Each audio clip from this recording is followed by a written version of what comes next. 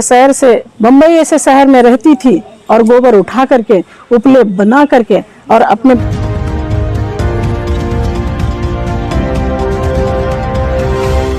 रमाबाई, वैसे तो एक छोटे से गांव में उनका जन्म हुआ था और इसी तरीके से बाबा साहेब भीमराव अंबेडकर जी के साथ में उनकी शादी हुई थी। उस टाइम में बाबा साहब 14 साल के थे और माता रमाबाई 9 साल की थी। और ये कितना बड़ा उनका त्याग है कि 9 साल की उम्र कोई उम्र नहीं होती है, कुछ उस उम्र में पता नहीं होता है, मगर ना शिक्षा उतनी ज़्यादा तो हमें लग रहा है कि वो शिक्षित नहीं रही होंगी कि जितना उनके पास बुद्धि थी, विवेक था और जितना उनका दिमाग काम करता था, उन्होंने बाबा साहब का खूब साथ दिया। अब कुछ तो ऐसी बातें हैं उनके बारे में, अगर आदमी बोले तो भावुक हो जाएगा। जैसा कि अभी संमित्रा बहन जी ने बता रही थी कि अगर वो अच्छी साड़ी मांग लेती तो आज हम लोगों के पास अच्छी साड़ी नहीं होती। अगर उन्होंने बाबा साहब से अच्छा घर मांग लिया होता तो शायद आज हमारे पास घर नहीं होता। अगर अच्छा खाना मांग लिया होता तो हम लोग आज अच्छा खाना हमारे पास नहीं होता। इतना बड़ा उनका त्याग है उस टाइम में। और जब उनकी कहानी सुनो, छोटे से शहर से बम्बई ऐसे शहर में रहती थी और गोबर उठा करके उपले बना करके और अपने बच्चों का एक समय का खाना खिलाती थी और उसके बाद उसी में से कुछ पैसे बचा करके बाबा साहब को विदेश भेजती थी कि बाबा साहब की पढ़ाई नहीं रुकने पाए। हम तो कहते हैं रमाबाई ऐसे तो हम नहीं बन सकते हैं, मगर कुछ तो हम कर सकते हैं अपने जीवन में। तो इसलिए जो हमारी जितनी भी महिला कमांडर हैं, इनका ये बहुत बड़ा त्याग है। और इस बात की आज मुझे बहुत खुशी है कि हमारी बहनें अभी सुमता संखार जी आसियाना से चल के आई हैं, बहन शारदा जी इंदिरा नगर से चल के आई हैं, बहुत बहन शशि सिंह जो है विकास नगर से चल के आई हैं। तो ये एकता तो है, ये माता सावित्रीबाई फूले की देन है और ये माता रमाबाई की देन है। अगर आज हम लोग एकजुट हैं तो ये जो जितनी भी हमारे माता सावित्रीबाई फूले या रमाबाई, इनकी देन है कि उस टाइम में जब चारों तरफ से मनवाद घेरता था तब इन्होंने छुआछूत से हर एक चीज़ से इन्होंने संघर्ष किया, भुखमरी से संघर्ष किया, छुआछूत को इन्होंने बर्दाश्त किया है। बाबा साहब कितने दुखी होते थे, वो कहते थे इतने हम विद्वान हो करके और जो है और जो हम इतने पढ़े लिखे हैं, जब मेरे साथ छुआछूत होता है तो मेरे समाज के साथ क्या होता है। ये समाज को उठाने के लिए उन्होंने काम किया और 100% समाज के लिए काम करते चले गए। और इसी तरीके से बाबा साहब के 5 बच्चे थे, बिना कफन के बच्चे दफन हो गए और बाबा साहब ने समाज के लिए काम करते रहे। कितना बड़ा उनका योगदान है। आज अगर हम बाबा साहब का लिखा हुआ संविधान है, बाबा साहब का लिखा हुआ संविधान है, तो आज हमें कायदा कानून हक अधिकार मिले हैं। महिलाओं को पैर की जूती समझी जाती थी, महिलाओं के पास शिक्षा ग्रहण करने के लिए उनको पाप बताया जाता था कि शिक्षा ग्रहण नहीं कर सकती थी। अगर माता सावित्रीबाई फूले नहीं होती तो आज हमारी कोई बहन पढ़ी नहीं होती। राष्ट्रपिता ज्योतिबा फूले नहीं होते तो कोई बहन हमारी पढ़ी नहीं होती। वो पढ़ाई का महत्व ढूंढते थे और उनका साथ उस टाइम में किसने दिया था? बहन फातिमा शेख, भाई उस्मान शेख, उन्होंने साथ दिया था। पहला विद्यालय उन्होंने खोला था 1848 में, उन्होंने पहला विद्यालय खोला था पूना में बच्चियों के लिए। और उस टाइम में हमारे बहुजन समाज की बच्चियां नहीं आती थी, मगर समर समाज की बच्चियां जरूर आती थी। और जो बहन फातिमा शेख थी वो घर घर जा करके एक एक बच्ची को निकाल करके लाती थी कि ताकि अब बच्चियां शिक्षित हो जाएं। शिक्षित हो जाएंगी तो इनको ज्ञान हो जाएगा तो ये अच्छा कर सकती हैं। माता सावित्रीबाई फूले ऐसा काम कर सकती हैं, रमाबाई ऐसा काम कर सकती हैं, हैं?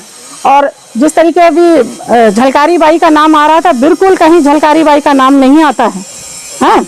मगर उनका बहुत बड़ा योगदान है। उन्होंने अंग्रेजों से लड़ी थी और वो खूब उन्होंने नाम क्या कमाया था। हर महिला को एक अच्छी चीज़ दे करके गई हैं कि हम अपने स्वाभिमान के लिए, अपने अधिकारों के लिए, हम अपनी इज्जत के लिए हम लड़ सकते हैं।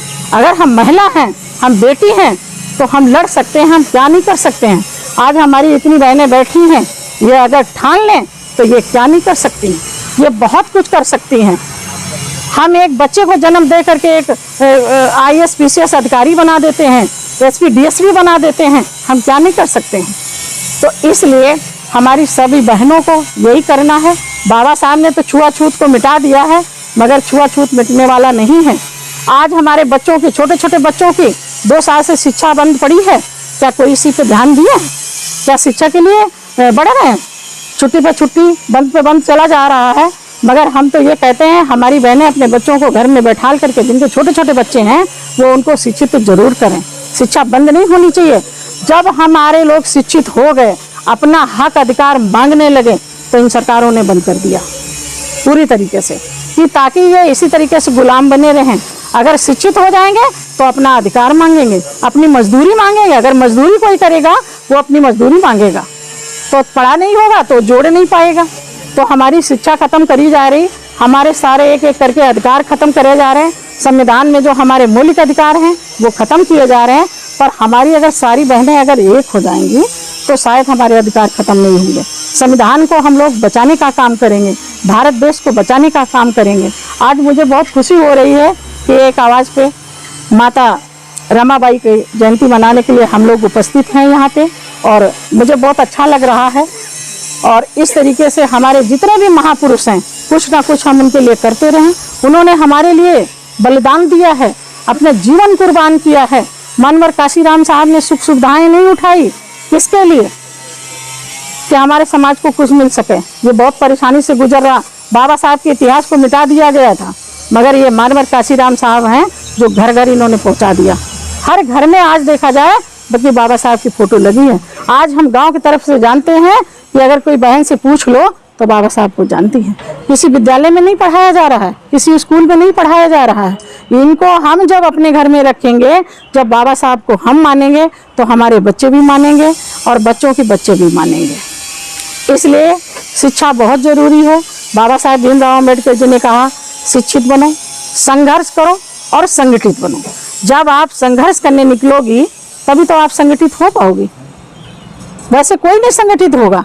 अगर ये हमारा भारतीय समन्वय संगठन लक्ष्य ना होता, डॉक्टर खजान सिंह साहब इनकी स्थापना करके अभी हमारा 26 जनवरी को इसको 23 साल पूरे हो गए हैं। और देखा जाए कि हम लोग 2014 से इसी जानकीपुरम में, आज बहन रजनी जी बैठी हैं, हमने पहली मीटिंग इनके यहाँ अटेंड करी थी, तभी से हम कंटिन्यू काम कर रहे हैं। हमारी बहनें कंटिन्यू काम कर रही हैं। और इस तरीके से अगर संगठन नहीं होता तो हमारे हाथ में तो बेलन था, चिमटा था, रोटी बनाते थे, बच्चों को देखते थे, रिश्तेदारों को देखते थे, इसके अलावा कोई काम ही नहीं था। आज इतना बढ़िया हमें संगठन मिला है, प्लेटफॉर्म मिला है कि हम बहुत कुछ कर सकते हैं। हम अपनी आवाज़ को बहुत दूर तक पहुंचा सकते हैं। हमारी बहनें लगभग पहुंचा भी रही हैं। तो इस तरीके से जब रजनी जी कहती थी कि शोषण के खिलाफ काम कर रहे हैं, लड़कियों के साथ अत्याचार बलात्कार हो जाता है, कोई आवाज़ नहीं उठाता है, बड़े बड़े नेता आवाज़ नहीं उठाते हैं। पार्लियामेंट में 100 हमारे एमपी बैठे हुए हैं, क्या आवाज़ उठाते हैं? हमारे युवाओं को जान से मार दिया जाता है, क्या कोई आवाज़ उठाता है?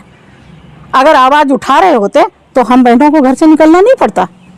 आज हम डरते नहीं कि मेरा कान खींच लिया जाएगा, मेरी चैन खींच ली जाएगी, मेरे साथ बदतमीजी होगी। खुलेआम बदतमीजी हो रही है, क्या कोई आवाज़ उठा रही? अगर हमारी एक भी बहन जाती है थाने में तो उसको भगा दिया जाता है, उसकी FIR दर्ज नहीं होती है।